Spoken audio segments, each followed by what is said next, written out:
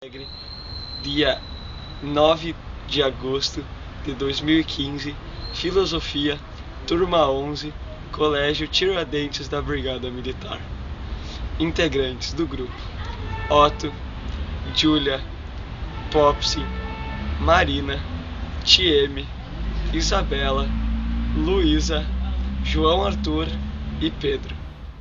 Ouviram de Ipiranga as margens plácidas de um povo heróico brado retumbante, e o sol da liberdade, raios fúlgidos, brilhou no céu da pátria nesse instante. Se o penhor dessa igualdade conseguimos conquistar com braço forte, em teu seio, ó liberdade, desafio nosso peito à própria morte.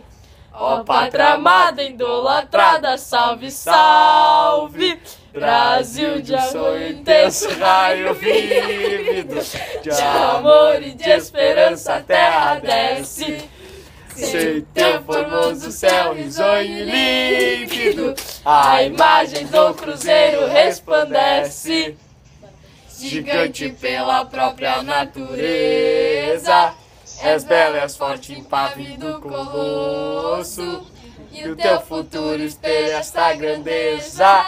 Terra dourada, entre outras mil, és tu, Brasil, ó pátria amada. A independência do Brasil é um dos fatos históricos mais importantes do nosso país, pois marca o fim do domínio português e a conquista na autonomia política.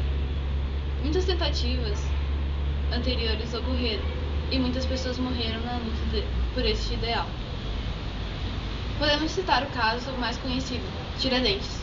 Foi executado pela coroa portuguesa por defender a liberdade de nosso país durante o processo de Conferência Mineira. Os países que reconheceram a independência do Brasil foram os Estados Unidos e o México. Portugal exigiu do Brasil o pagamento de 2 milhões de libras esterlinas para reconhecer a independência de sua ex-colônia. Sem esse dinheiro, Dom Pedro recorreu a um empréstimo da Inglaterra. Embora tenha sido de grande valor, este fato histórico não provocou rupturas sociais no Brasil. O povo mais pobre sequer acompanhou ou entendeu o significado da independência. A estrutura agrária continuou a mesma, a escravidão se manteve e a distribuição de renda continuou desigual. A elite agrária, que deu suporte a Dom Pedro, foi a camada que mais se beneficiou. Em 9 de janeiro de 1822, Dom Pedro I recebeu uma carta das Cortes de Lisboa, exigindo o seu retorno para Portugal. Há tempos, os portugueses insistiam nessa ideia, pois pretendiam recolonizar o Brasil, e a presença de Dom Pedro impedia este ideal. Dom Pedro respondeu negativamente aos chamados de Portugal e proclamou: se é para o bem de todos e a felicidade de geral da nação, diga ao povo que fico.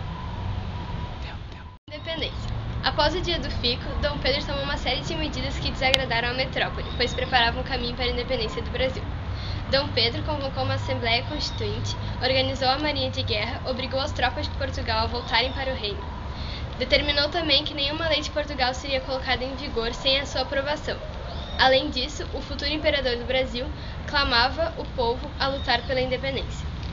O príncipe fez uma rápida viagem a Minas Gerais e a São Paulo para acalmar os setores da sociedade que estavam preocupados com os últimos acontecimentos, pois acreditavam que tudo isso poderia ocasionar uma desestabilização social.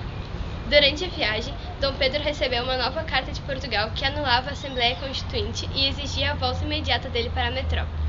Essas notícias chegaram às mãos de Dom Pedro quando ele estava em viagem de Santos para São Paulo. Próximo ao riacho de Ipiranga, levantou a espada e gritou: independência ou morte. Este fato ocorreu no dia 7 de setembro de 1822 e marcou a independência do Brasil. No mês de dezembro de 1822, Dom Pedro foi declarado imperador do Brasil. Aqui com o extintor, ele vai dar a opinião dele sobre a independência do Brasil. Então, o que o senhor pensa sobre isso? Eu penso que o Dom Pedro I foi um cara extremamente pernóstico, tá? Ele não pensou na população brasileira, ele vem com aqueles discursinhos assim, que pensou em não sei o que, mas olha, eu sempre conto aqui pro meu filho que tá aqui do meu lado, sempre falo pra ele como foi um momento de sofrimento aqueles anos, como foi assim, ó, muito ruim pra gente, porque o cara pegou e fez assim, ó, ele disse que ia deixar a gente livre, que a gente ia ser independente e tal, só que na verdade ele mandou o pessoal embora e ele continuou aqui, continuou governando e botando as leis que ele queria e tal, e eu acho que ele foi um cara assim, ó, muito desnecessário na vida, que a gente só conquistou a nossa verdadeira independência quando foi proclamada a República. E é isso aí que eu penso. Obrigada. Então, essa foi a opinião, me desculpe, do senhor Porsche. Desculpa, me confundi de novo, senhor extintor. Então é isso. Então, Arthur, o que você acha sobre a independência do Brasil? Você que está aqui há tanto tempo e já viu muita coisa. Bom, então, eu acho que o Brasil é independente apenas culturalmente, porque politicamente ele se baseia no sistema de outros países, economicamente ele depende do dólar e militarmente ele não tem a própria produção de veículos militares, essas coisas assim. Ele só tem a produção de algumas armas brasileiras, por exemplo, da FENIFAL e infantaria, mas de resto ele não é independente. Ele é apenas independente culturalmente. Muito obrigada, então, Árvore. E é isso aí, pessoal. Sobre a independência do Brasil. Quê? Fala o que tu acha sobre a independência do Brasil. A independência do Brasil? Acho legal. Não foi Cabral. Assim, mesmo após a chamada independência, o Brasil continuou dependente das grandes potências, tanto em questões econômicas como também em questões políticas. Estaríamos nós comemorando uma falsa independência? Ouvir de Ipiranga as margens plácidas de um povo heróico brado retumbante, e o sol da liberdade, raios fúlgidos, brilhou no céu da pátria nesse instante. Se o penhor dessa igualdade conseguimos conquistar com braço forte, em teu seio, ó liberdade, desafio nosso peito à própria morte.